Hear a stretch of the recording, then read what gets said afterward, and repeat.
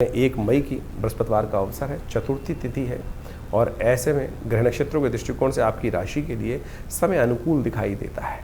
पराक्रम से मनोरथ सिद्ध होने के योग बन सकते हैं। शिव की उपासना से किस्मत जाग जा सकती है आपकी राशि के दृष्टिकोण से। तो ऐसे में ध्यान रखें, बस थोड़ा स्वार्थी रहें। बहुत सारे लोग हैं जो आपको आपके कार्य से डाइवर्ट करने का योग बना सकते हैं, तू ये कर ले, तू वो कर ले, लेकिन अपनी गति को, जैसे घोड़ा होता है ना, घोड़े के लिए नज़र बट्टू बांध दिए जाते हैं, इधर उधर नहीं करना है, लक्ष्य पे साधना है, लक्ष्य पे ध्यान रखते हुए कार्य करना, ये सबसे ज़रूरी है आपके लिए। भद्रा का योग है करीब करीब 11:30 बजे तक, तो तब तक नए कार्यों में हाथ मत डालें। लेकिन आज का दिन रिक्ता तिथि है, चतुर्थी रिक्ता तिथि मानी जाती है, तो नए कार्यों को जब चतुर्थी का योग हो, नवमी का योग हो, चतुर्दशी का योग हो, तो नहीं करना चाहिए। शिव आपकी राशि के दृष्टिकोण से इस वक्त शिव आपके लिए संपूर्ण रूप से कल्याणकारी योग बनाने वाले हैं, तो शिव का ध्यान करो। सुबह सुबह लोग शिव का नाम, सब कुछ कष्ट दूर करने के योग बनेंगे।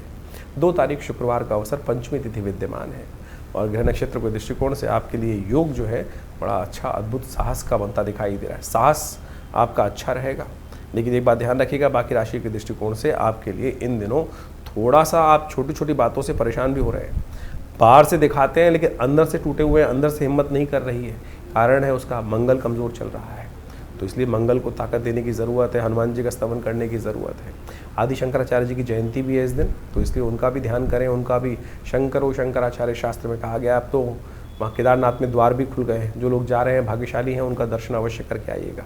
3 तारीख शनिवार का अवसर है, षष्ठी तिथि विद्यमान है और इस दिन ग्रहों का परिवर्तन का योग विशेष बनता दिखाई दे रहा है।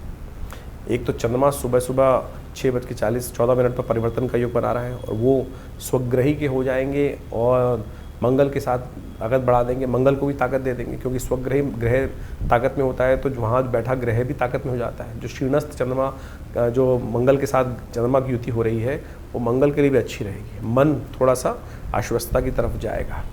लेकिन एक विश्व के दृष्टिकोण से एक ग्रह है जिसका नाम यम है, जिसको अंग्रेजी में प्लूटो कहा जाता है और वैज्ञानिक बहुत सारे सो कॉल्ड कहते हैं कि वो अब है नहीं, लोप हो गया है। पहले 9 प्लैनेट्स के अंतर्गत आता था, लेकिन अब उसको बाहर कर दिया गया, लोप हो गया। लेकिन ज्योतिष के दृष्टिकोण से वो वक्री स्थिति में जा रहा है। वक्र स्थिति में गया हुआ प्लूटो विश्व में कोलाहल उत्पन्न करता है और इसका चक्र बहुत लंबा माना जाता है। और ऐसे में वक्र स्थिति में ये आने वाले अतिचारी बृहस्पति के साथ कहीं ना कहीं उपद्रवियों को उपद्रव करने की तरफ प्रेरित करेगा। और ध्यान रखिएगा, ये दंगे फसाद, कहीं ना कहीं अनरेस्ट स्थितियों को विश्व में कहीं ना कहीं उजागर करता दिखाई दे रहा है। और ऐसे में ये स्थिति कहीं ना कहीं बृहस्पति अतिचारी का जब हमने एक वीडियो बनाया था, उसको जाके देखना चाहिए। ये कहीं ना कहीं उसको पूरित करता दिखाई दे रहा है।